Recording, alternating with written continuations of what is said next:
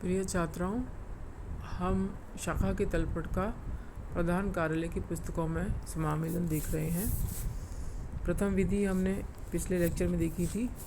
आज हम इसकी द्वितीय विधि देखेंगे। द्वितीय विधि के अंदर शाखा तलपट की आयगत मदों का लेखा शाखा व्यापार खाते एवं शाखा लाभ हानि खाते के माध्यम से तथा प्रत्येक पूंजीगत मद का अलग अलग खाता खोलकर समामेलन किया जाता है।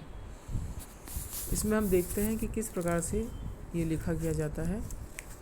इस विधि के अंदर तलपट की प्रत्येक मद का खाता प्रधान कार्यालय की पुस्तकों में नहीं खोला जाता है, वरन तलपट के समस्त मदों को दो भागों में आयगत और पूंजीगत में बांट दिया जाता है। आयगत मदों का प्रधान कार्यालय की पुस्तकों में समामेलन शाखा व्यापार खाते एवं शाखा लाभ हानि खाते के माध्यम से किया जाता है, जबकि पूंजीगत मदों का समामेलन के लिए प्रत्येक पूंजीगत मद का अलग अलग खाता खोला जाता है। और ये किस प्रकार से किया जाता है ये हम देखते हैं। सबसे पहले हम देखते हैं कि शाखा व्यापार खाते के डेबिट में लिखी जाने वाली मदें। इसके अंदर शाखा व्यापार खाते के डेबिट पक्ष में जो मदें लिखी जाएंगी उसमें होती हैं प्रारंभिक स्टॉक, क्रय, प्रधान कार्यालय से प्राप्त माल, मजदूरी, खरीद पर गाड़ी भाड़ा। इन सब का टोटल लगाकर इसको व्यापार खाते के को डेबिट किया जाएगा और शाखा खाते को क्रेडिट किया जाएगा। यानी प्रारंभिक स्टॉक, क्रय या प्रधान कार्यालय से प्राप्त माल की अलग अलग एंट्री नहीं करके इन सब का टोटल लगाकर शाखा व्यापार खाते को डेबिट कर दिया जाएगा और शाखा खाते को क्रेडिट कर दिया जाएगा। और मदों को उनके नाम से डेबिट नहीं किया जाता है, वरन केवल विवरण के रूप में दिखाया जाता है, नरेशन के रूप में दिखाया जाता है। दूसरा है शाखा व्यापार खाते के क्रेडिट पक्ष में दिखाई जाने वाली मदें। अब शाखा तलपट से शाखा व्यापार खाते के क्रेडिट पक्ष में दिखाई जाने वाली मदें होती हैं बिक्री, प्रधान कार्यालय को लौटाया गया माल, अंतिम स्टॉक। और इन सब के योग से शाखा खाते को डेबिट किया जाता है तथा शाखा व्यापार खाते को क्रेडिट किया जाता है। अगेन हम टोटल अमाउंट से शाखा खाते को डेबिट करेंगे और शाखा के व्यापार खाते को क्रेडिट करेंगे और नरेशन में सबका नाम लिख देंगे कि किस किस मद का ये टोटल है। तीसरा है शाखा का सकल या लाभ हानि, सकल लाभ या हानि। अब उपरोक्त प्रविष्टियाँ जो भी मैंने बताई थी करने के पश्चात शाखा व्यापार खाते से शाखा के सकल लाभ या सकल हानि की जानकारी हो जाती है, जिसे शाखा लाभ हानि खाते में स्थानांतरित कर दिया जाता है। सकल लाभ की स्थिति में शाखा व्यापार खाते को डेबिट किया जाएगा और शाखा लाभ हानि को क्रेडिट किया जाएगा, और सकल हानि की स्थिति में इसकी विपरीत एंट्री होगी। ये आप सब पढ़ चुके हैं। इसके बाद शाखा लाभ हानि खाते के डेबिट पक्ष में लिखी जाने वाली मदें। अब हम शाखा व्यापार खाता बनाने के पश्चात शाखा लाभ हानि खाता बनाएंगे, जिसके अंदर हम शाखा का प्रॉफिट ट्रांसफ़र कर देंगे। उसके पश्चात अब शाखा लाभ हानि खाते के डेबिट पक्ष में कौन कौन सी मदें दिखाई जाएंगी, जैसे कि वेतन है, किराया है, डूबत ऋण, सामान्य व्यय आदि के वही के योग से हमें अलग अलग नहीं एंट्री करनी है। इन सब के योग से शाखा लाभ हानि खाते को डेबिट तथा शाखा खाते को क्रेडिट किया जाएगा। जितने भी खर्चे हैं उनका सबका टोटल लगा के शाखा लाभ हानि खाते को डेबिट तथा शाखा खाते को क्रेडिट किया जाएगा। और शाखा लाभ हानि खाते के क्रेडिट पक्ष में कौन कौन सी मदें लिखी जाती हैं, जिसके अंदर है प्राप्त कमीशन, छूट आदि के योग से फिर हमें शाखा खाते को डेबिट करना है तथा लाभ हानि खाते को क्रेडिट करना है। इस प्रकार से डेबिट की मदें लिख देंगे और क्रेडिट की मदें लिख देंगे। फिर इन दोनों का बैलेंस निकालेंगे। अब यदि शाखा का लाभ हानि खाता शुद्ध लाभ दर्शाता है तो शाखा लाभ हानि खाते को डेबिट कर दिया जाएगा और प्रधान कार्यालय के सामान्य लाभ हानि को क्रेडिट किया जाएगा, क्योंकि शाखा का प्रॉफिट एंड लॉस प्रधान कार्यालय के सामान्य लाभ हानि खाते में ही ट्रांसफ़र किया जाता है और शुद्ध हानि होने की स्थिति में इसकी विपरीत एंट्री की जाएगी। यहाँ पर ये देखना है कि पूंजीगत मदों के ये तो आयगत मदें हो गई, जिसके अंदर आयगत खर्चे, आयगत आय। अब पूंजीगत मदों के समावेलन के लिए प्रत्येक खाते को संपत्ति खाते को डेबिट किया जाता है और शाखा खाते को क्रेडिट किया जाता है, और दायित्व के समावेलन के लिए शाखा खाते को डेबिट किया जाता है और प्रत्येक दायित्व के खाते को अलग अलग क्रेडिट किया जाता है। तो ये आप ध्यान रखेंगे कि दूसरी विधि इस प्रकार है कि जिसके अंदर आयगत मदों को का टोटल से एंट्री की जाती है, चाहे वो आय हैं चाहे व्यय हैं, जबकि प्रत्येक संपत्ति का अलग अलग खाता खोला जाता है। अब हम ये एग्जाम्पल करेंगे किस तरह से इसको सॉल्व करना है। देखिए, जितने भी ब्रांच ट्रेडिंग अकाउंट में आने वाली मदें कौन कौन सी हैं। देखिए, इसके अंदर इस क्वेश्चन में एक तो है ओपनिंग स्टॉक 2250 का, एक परचेजेज 66,950, एक गुड्स फ्रॉम हेड ऑफिस 34,000 और एक वेजेज एंड सैलरीज 5,500। इन सब का टोटल लगा लिया जाएगा।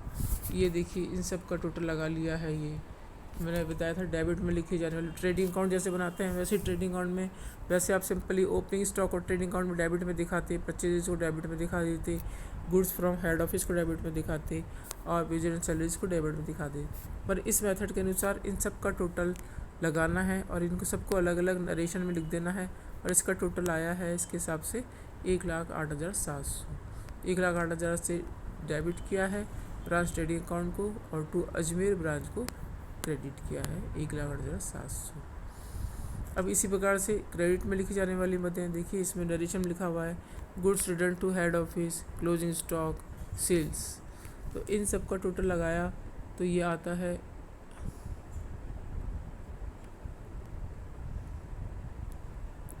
1,20,200।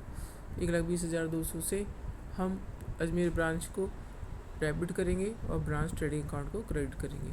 अब इन दोनों का डिफरेंस हम देख सकते हैं कि क्रेडिट हमने 1,20,200 किया है, डेबिट 1,08,700 किया है। तो इन दोनों का डिफरेंस होगा प्रॉफिट, जो कि branch profit and loss account में ट्रांसफ़र कर दिया जाएगा। तो ब्रांच ट्रेडिंग अकाउंट डेबिट 11,500 का प्रॉफिट शो हो रहा है to branch profit and loss account 11,500। तो ये इस प्रकार से ऊपर ये 3 एंट्री में हमने एक तरह से ट्रेडिंग अकाउंट बनाया है। इसके बाद branch profit and loss account बनाएंगे और सारे खर्चे हैं उनको भी सबका टोटल लगा लेंगे।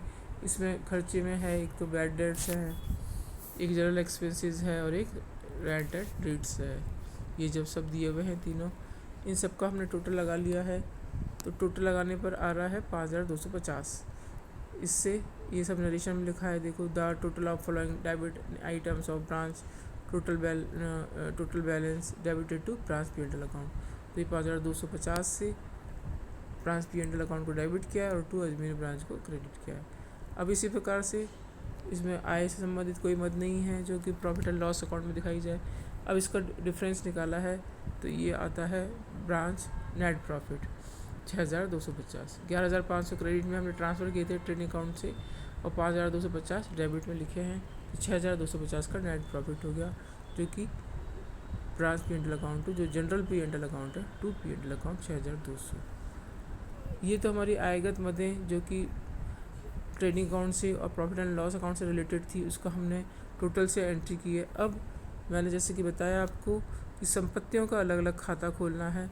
तो यहाँ पे ब्रांच कैश अकाउंट ऊपर जो भी संपत्ति दी हुई है, ब्रांच सन्डी डेटर्स अकाउंट ऊपर क्वेश्चन में देखिए ये दी हुई है। ये cash in hand, debtors, furniture and fixtures, ये जितनी भी एसेट्स हैं ये इसको डेबिट किया है। और क्लोजिंग स्टॉक ये देखिए cash, debtors, furniture and stock, इन सब के टोटल लगा लिए हैं और इन सब को ट्रांसफ़र कर दिया है अजमेर ब्रांच अकाउंट में।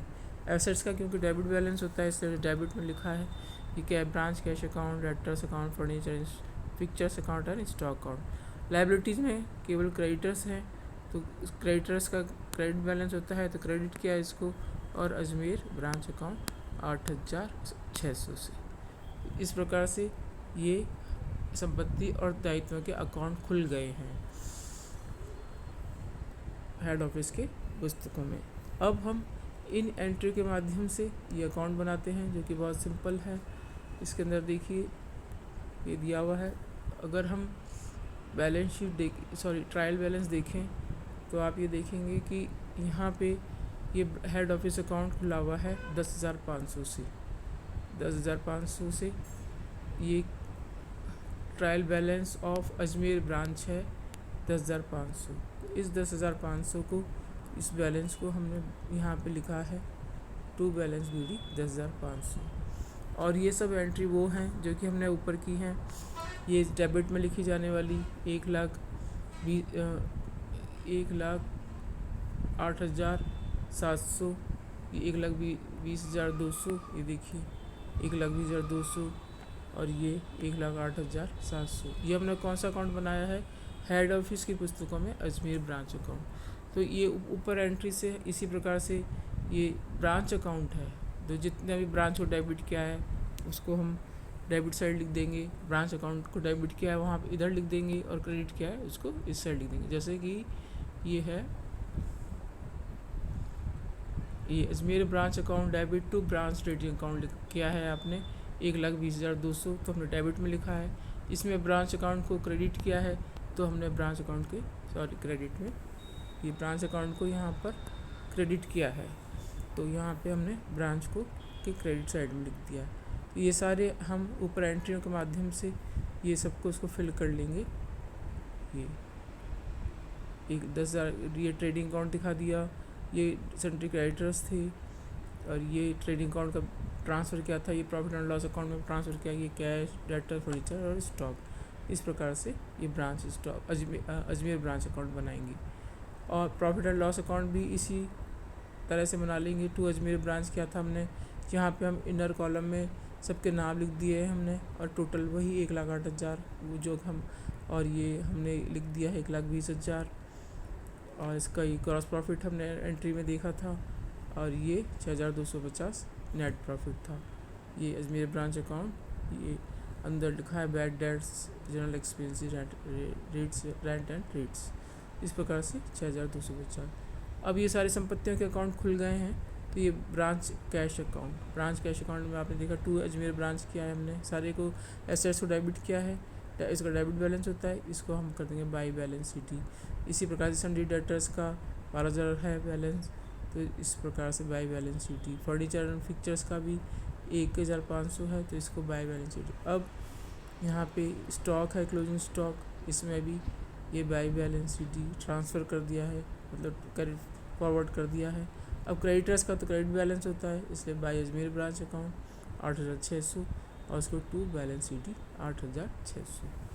इस प्रकार से ये हम बहुत ही सिंपल है। एंट्रीज अगर हम सही कर लेंगे तो हमारे लेजर पोस्टिंग भी सही कर लेंगे, और उसके आधार पर प्रॉफिट और trading account and profit and loss account भी इजीली बना लेंगे। तो बहुत सिंपल है। बस इस मेथड के अंदर ये सबका नाम नहीं लिखना है। ये सेकंड मेथड, इसमें सबका नाम नहीं लिखना है, नरेशन में सब ये नाम लिख देंगे। केवल ट्रेडिंग अकाउंट और अजमेर ब्रांच अकाउंट ही खोला जाता है आयगत मदों के लिए, चाहे वो व्यय हैं और आय हैं, और एसेट्स का प्रत्येक का अलग खाता खोला जाता है। ये देखिए, बस ये इस बात का ध्यान रखना है। आयगत मदों का तो टोटल से ही एंट्री होगी, टोटल से डेबिट का में लिखी जाने वाली मदों का टोटल लगा लेंगे, क्रेडिट में लिखी जाने वाले मदों का टोटल लगा लेंगे, लेकिन ये अलग अलग खाते खोलने हैं। और ये आपने देखा कि हमने कैरेट फॉरवर्ड कर दिया बैलेंस को। तो ये है सेकंड मेथड। ये मैंने कुछ इलस्ट्रेशन 22 ही दिया था, जो कि मैंने कल फर्स्ट मेथड में समझाया था। ये सेकंड मेथड के लिए भी ये इलस्ट्रेशन दिया था, क्योंकि कोई और क्वेश्चन नहीं था। आप इसको पढ़िए, कल हम थर्ड मेथड देखेंगे। Thank you student.